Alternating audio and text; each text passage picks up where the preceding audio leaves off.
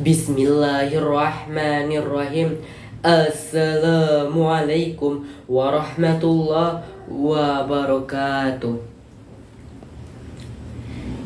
Bismillahi walhamdulillah wassalatu wassalamu ala rasulillah wa ala alihi wa sahbihi wa mawala amma ba'du. Pucuk dicinta ulam pun tiba, bertemu pada saat yang berbahagia. Laksana asam yang ada di gunung, garam yang ada di lautan, mereka akan bersatu padu dalam satu kuali. Salawat berangkaikan kata salam, tidak lupa pula kita sampaikan buat sang reformis alam, yang mana ia berhasil membedakan antara air dengan bir, alkohol dengan teh botol, whisky dengan air kopi.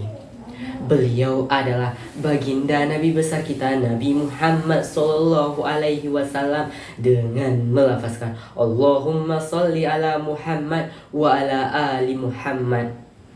Semoga dengan seringnya kita bersolawat kepada beliau, kita mendapatkan syafaatnya di yaumil mahsyar nanti. Amin ya rabbal alamin. Dan semoga dengan kita bersolawat ini bisa menyampaikan kepada para sahabat-sahabatnya dan juga para tabi'in, karena tidak dapat kita pungkiri bahwa mereka ikut andil dalam menegakkan agama Islam, menghancurkan nilai-nilai komunis, serta mengikis habis kemaksiatan dan menghancurkan kubu-kubu Yahudi serta Nasrani. Sehingga seperti yang kita rasakan pada saat sekarang ini, lantunan gema suara azan berkumandang di mana-mana, serta ajaran agama Islam tersebar di berbagai penjuru dunia. Yang saya hormati Dewan Juri yang arif lagi bijaksana, serta yang saya hormati para panitia penyelenggara Ikonik 2024, serta yang saya banggakan teman-teman dari berbagai penjuru Nusantara. Perkenalkan, saya Muhammad Nabil Murshidan dari Mandua Kampar, Provinsi Riau. Hari demi hari terus berganti, bulan demi bulan terus berjalan, seakan tak pernah bosan. Waktu demi waktu seakan terus berlalu, seakan takkan jemu, diiringi dengan perputaran waktu dan juga perkembangan zaman. Para pemuda-pemudi harapan bangsa,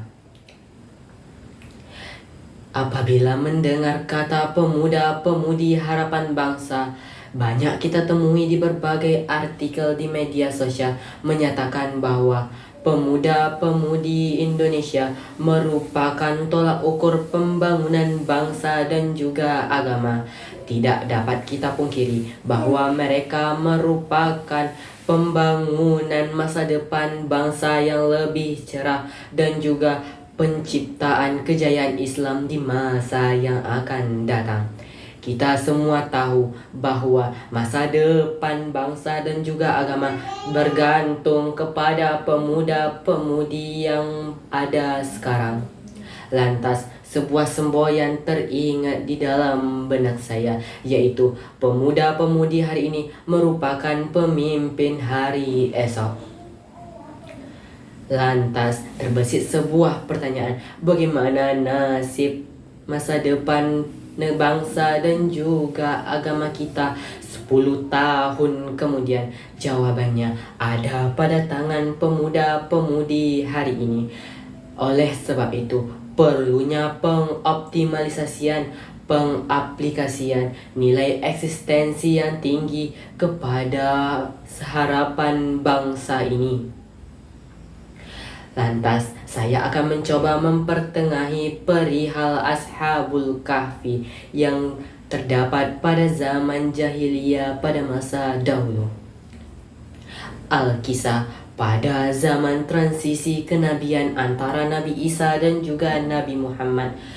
Romawi pada saat itu dipimpin oleh raja yang penuh dengan kezaliman, yaitu Raja Dicyanus, yang menerapkan politik tangan besi.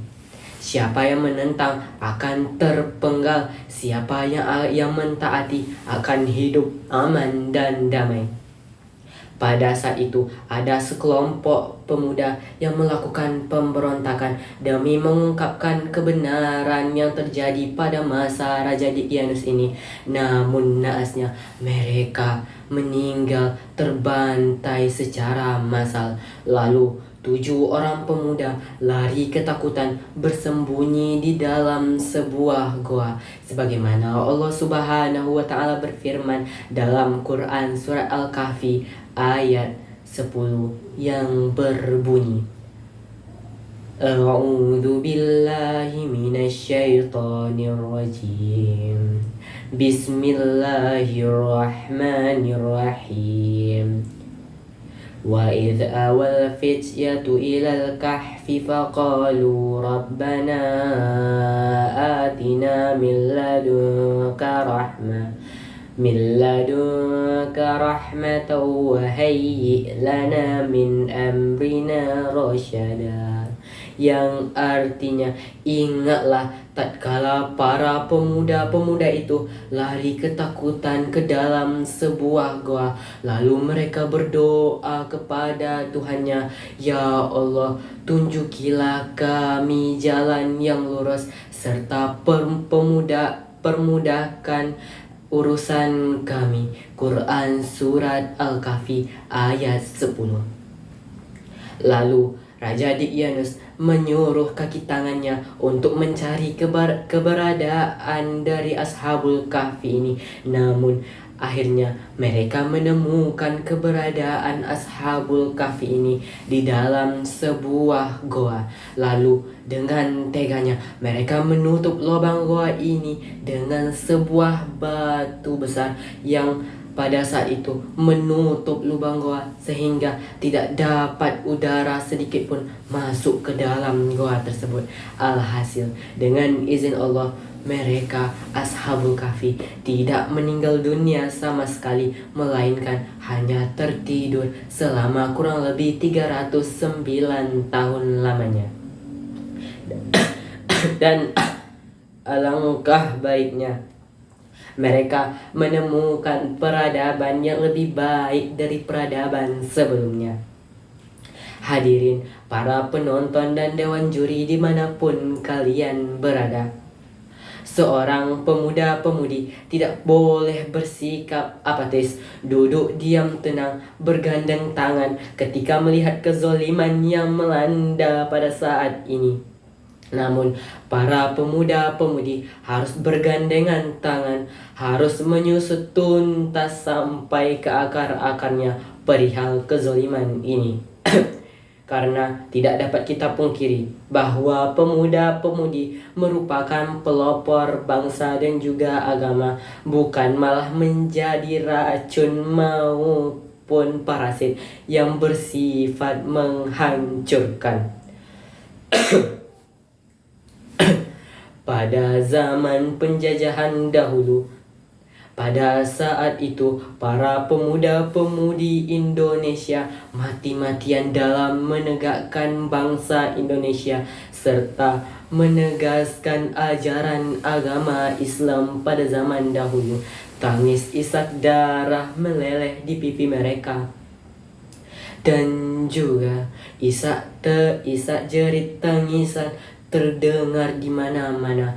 Mereka berperang tanpa mengenakan alas kaki sedikit pun, mengarungi lautan ilalang, serta pada saat panas terik matahari yang membakar kulit mereka. Namun, yang lebih parahnya lagi, mereka tidak sempat mencicipi nikmatnya kemerdekaan. Kita sepakat bahwa pemuda dan pemudi yang baik itu bukan yang enak-enak saja menikmati kenikmatan yang dihasilkan oleh orang lain. Namun pemuda-pemudi yang baik itu merupakan pemuda-pemudi yang menanamkan hasil jasanya untuk orang lain, diberikan secara percuma untuk dijadikannya menjadi lebih baik lagi. Maka oleh sebab itu perlu kita tanamkan nilai-nilai religius serta nilai implementasi kepada para pemuda-pemudi Indonesia pada saat sekarang ini, Seperti yang kita lihat pada saat sekarang ini, pengaruh globalisasi sangat amat berdampak buruk kepada para pemuda-pemudi kita pada saat ini. Oleh sebab itu, perlunya ditanam nilai nasionalisme dan juga patriotisme di dalam jiwa para pemuda-pemudi harapan bangsa.